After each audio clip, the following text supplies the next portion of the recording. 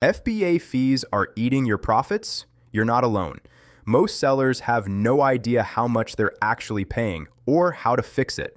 Let me break down Amazon's entire supply chain and show you exactly where your money goes. Hey, today we're doing a deep dive into Amazon's logistics ecosystem, from the moment your product leaves the factory to when it hits your customer's doorstep. By the end, you'll understand every fee, every option, and how to actually optimize your supply chain. Here's the big picture.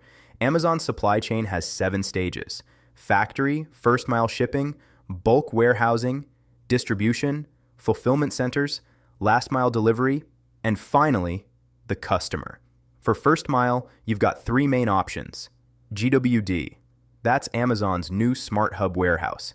AGL, Amazon's own global logistics, and Amazon Send, their vetted partner carrier network. In the middle, AWD handles bulk storage, MCD sorts for multiple channels, and FBA handles the actual fulfillment. Your products can go to Amazon customers, multi-channel orders, or even back to your own warehouse. Let's start with Amazon Global Logistics, AGL. This is Amazon's own cross-border shipping service, specifically designed for sellers shipping from China. You can ship from 10 major Chinese ports, Shanghai, Shenzhen, Hong Kong, and more, directly to US or European fulfillment centers. Choose between full container, less than container, or air freight. The big advantage? End-to-end visibility. You can track your shipment through every step: creation, pickup, export customs, ocean transit, import customs, and final delivery to FC or AWD. If you want more flexibility, there's Amazon Send, their partner carrier network. 5 key benefits. First, it's flexible and fast. Multiple transit options, sea-air combos, 21% faster than standard shipping. Second, reliable, 95%, plus on-time delivery with real-time tracking. Third, you can skip appointment scheduling at select fulfillment centers. Fourth, price advantage through Amazon negotiated rates. And fifth, all-in-one service including door pickup, labeling, and customs. Pro tip: UK, Germany, Australia, and Middle East sites give priority processing to send shipments. Now, how do you track all this? That's where FIS comes in, FBA Inbound Shipment Tracking. This system integrates multiple carriers into one dashboard, syncs logistics data in real time, and gives you end-to-end visibility. There are 3 tiers. Top tier is AGL and Amazon Send with full management. Mid-tier is FIST partners with lightweight integration.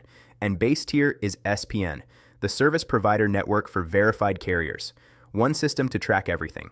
Now let's talk money, the 5 stages of FBA fees. Stage 1, inbound, getting your products in.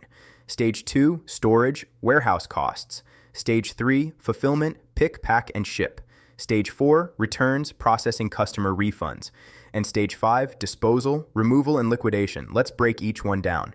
Inbound fees include the placement fee, that's the cost to distribute inventory to fulfillment centers closest to customers, and the defect fee when shipments don't match requirements.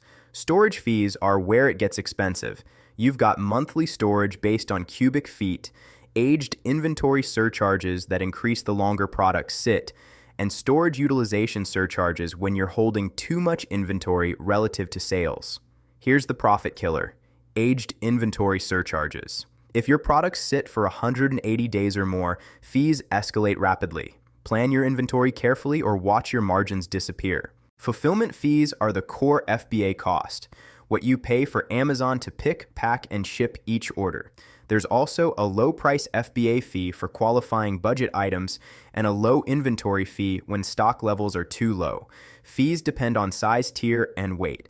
Small standard items under 16 ounces run about $2.50 to $3.50. Large standard up to 3 pounds costs $3 to $7 plus. Oversize items? That's where it jumps. Small oversize starts at nearly $7. Large oversize over $9. And remember, Amazon uses dimensional weight. Light but bulky products get charged based on size, not actual weight. Returns hit you with processing fees, especially if your return rate exceeds category thresholds. Apparel and shoes always get charged regardless. There's also a refund administration fee Amazon deducts when processing customer refunds.